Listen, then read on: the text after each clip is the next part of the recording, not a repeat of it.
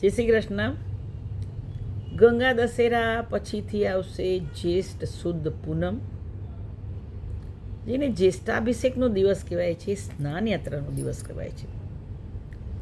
પ્રભુ કેવા તો કે જ્યેષ્ઠામાં પ્રભુને વહેલી સવારના સ્નાન થાય કે જે થાય સ્નાન, જે જળની અંદર બધી જ જાતના ફૂલ છે, એની કળી, મોગરો છે, ગુલાબ છે, જુઈ છે, લવારો છે, તુલસીના પત્તા છે, કેસર છે, એલચી છે, બરાસ છે, આ બધું જ પધરાવીને જે જલ આગલે દિવસે ભરી રાખવામાં આવે છે અને પછીથી એ જલને બીજે દિવસે સવારે ગાળી લેવામાં આવે અને પછીથી ઠાકોરજીને એ જલથી જે અભિષેક કરવામાં આવે છે. તો કીધું મંગલ જ્યેષ્ઠા, જ્યેષ્ઠ પૂનમ, જ્યેષ્ઠ મહિનાની પૂનમ. અને શું તો કે ઠાકોરજી વહેલી સવારમાં ઠંડા જલથી સ્નાન કરે છે. એટલે કીધું કરત સ્નાન શ્રી ગોવર્ધનધારી, જેમણે ગોરાજી પર્વત ધારણ કર્યો છે એવા પ્રભુ કેવા તો કે વહેલી સવારમાં મંગલામાં પ્રભુ જ્યેષ્ઠમાં મંગલ સ્નાન કરે છે. એને કહેવાય કે મંગલ જ્યેષ્ઠા, જ્યેષ્ઠ પુણ્યો કરત સ્નાન શ્રી ગોવર્ધનધારી. પ્રભુને જ્યેષ્ઠ મહિનાની પૂનમ સ્નાન યાત્રા કહેવાય છે અને એ દિવસે આ સુગંધી જલથી પ્રભુને સ્નાન કરાવવામાં આવે છે. એક સમય હતો કે જ્યારે વરસાદ આવી જતો અને વરસાદના જળમાં આ બધી સુંદર દ્રવ્ય પધરાવી અને એ પ્રભુને સ્નાન લાયક જલ તૈયાર થતું. સમય સંજોગને આધીન છે. હવે જોવા જઈએ તો એ સમય પર લગભગ વરસાદ ખૂબ ઓછો અથવા નહીવત પડે છે કે જેનાથી સ્નાન માટેનું જલ પૂરું ભરી નથી શકાતું.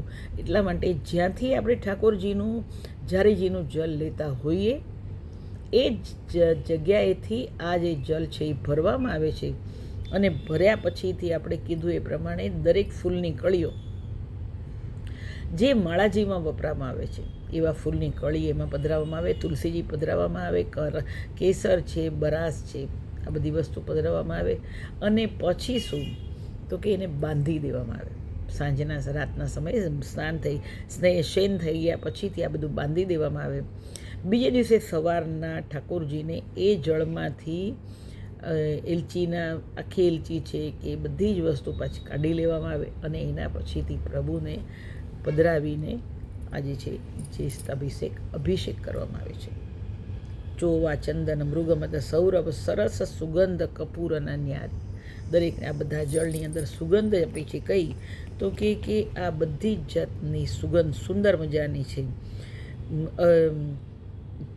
અરગજા અંગ પ્રતિ લેપન કાલિંદી મધ્ય કેલ બિહાર. ઠાકોરજી કેવા તો કે અરગજાનું લેપન કરે અને પછી શું અને પછી જમનાજીમાં પડે છે આ સ્નાન માટે થઈને. કીધું કે અરગજા અંગ પ્રતિ લેપન કાલિંદી મધ્ય કેલ ક્યારે. કાલિંદીની મધ્યમાં ઊભા રહીને ગોપીજનો સાથે જે આનંદ કરતા હોય છે એ આવ્યું. સખી અને યુથ મિલ છીરકત. હવે ઠાકોરજી અહીંયા તો એકલા છે એટલે બધા ગોપીજનોને મજા પડી ગઈ. થોડું થોડું જલ બધા છાંટે છે ઠાકોરજી પર. એટલે કીધું કે સખી અને યુથ મિલ છીરકત. અને કેવા તો કે હિન્દુ સંસ્કૃતિ આપણી ગાવત તાન તરંગન ભારી. સાંભળનારને એવા મસ્ત થઈ જાય. અને પછી કીધું કેસો કિશોર સકલ સુખદાતા. દર્શન જે થયા છે કેસો કિશોર સકલ સુખદાતા શ્રી વલ્લભ નંદન કી બલિહારી. પ્રભુ કેવા તો કે આપણને તો શ્રી મા પ્રભુજીની કૃપાથી આ બધી જાતનો આનંદ આપણને આપે છે. પ્રભુ કેવા તો કે સ્પર્શ સુખ આપ્યું, પ્રભુની સામગ્રી બનાવવાનું સુખ આપ્યું, પ્રભુને સ્નાન શિંગાર કરાવવાનું સુખ આપ્યું છે. આ બધું સુખ પ્રભુ કહેવાય તો કે પુષ્ટિની સેવા જેના ઘરમાં બિરાજતી હોય એને આ બધી જ સેવા મળતી હોય છે. એટલે એને કીધું કે કેસો કિશોર સકલ સુખદાતા અને સાથે કોણ તો કે વલ્લભે આપણને બ્રહ્મ સંબંધ આપ્યું. તો એના થકીથી આપણે આ પ્રભુને અડતા કેવું કે ચરણ સ્પર્શ કરતા થઈએ. કીધું કે કેસો કિશોર સકલ સુખદાતા શ્રી વલ્લભ નંદન કી બલિહારી. અને આ છે ઠાકોરજીને મંગળામાં